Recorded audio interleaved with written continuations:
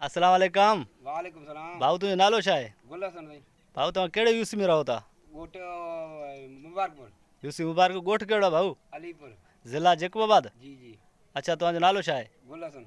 बोलसन ये घर कहाँ जो आहे? साईं हफ़ीज़ खोसे जो घर आहे। गोट अलीपुर में रहियल आहे। सॼो दंब थिया आहिनि, ख़तमु थी विया आहिनि, घरड़ा किरी पिया। अच्छा तव्हां वटि कहिड़ो पाणी आयो? मूसालाबाद साईं। मूसालाबाद जो खंडु लॻो? जी जी। ॿियो बरसाति जो पाणी आहे? बरसाति मूसालाबाद जो कट लॻल आहे, उहो ओरे पाणी आयो आहे। तव्हां वटि कहिड़ा नुक़सान थिया आहिनि? नुक़सान जो खोड़ थिया आहिनि, जायूं किरी पिया, फसल विया ख़तमु थी, माल मवेशी माल वाल ख़तमु थी विया, कुझु न मरी विया? कुझु आहे ई कोन, पाणी में बीठा आहियूं, जो घर ख़तमु थी विया। पोइ तव्हांजो हिते रहण गुज़र सफ़र कीअं थिए थो? बसि वेठा आहियूं, टपड़ा पिया आहिनि, टपड़ खणी वञनि, मतिलबु चोर बोर वेठा आहियूं, छा कयूं।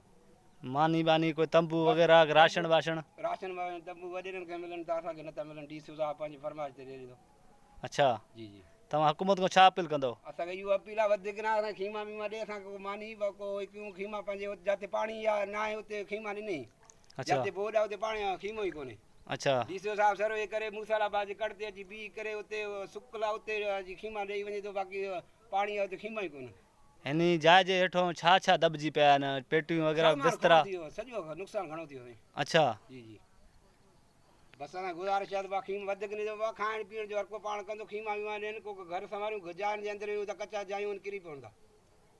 साईं मुंहिंजा हे तव्हां ॾिसी सघो था, मुल्क पाणी लॻो पियो आहे। हे भाऊ जेको चयो अथव असांजो वॾो नुक़सानु थियो आहे, माल मवेशी असांजो मरी वियो, माल मवेशी मरी वियो असांजो। असांखे खाइण पीअण लाइ कुझु कान्हे, न हुकुमरान आयो आहे, न खाइण पीअण जो शइ ॾिनई, राशन ॾिनई, न तंबू ॾिनई। असां खुले आसमान जे हेठो वेठा आहियूं, ॾिसो तव्हां पाण। ही बरसाति जो पाणी ऐं बोर जो पाणी, मूसालाबाद जेको कट हयो आहे उहो पाणी तमामु गंदो पाणी, बदबूदार, पीअण ते मजबूर। हिन जो माली मदद कयो वञे। अल्लाह तव्हांखे ख़ुशि करे, महिरबानी।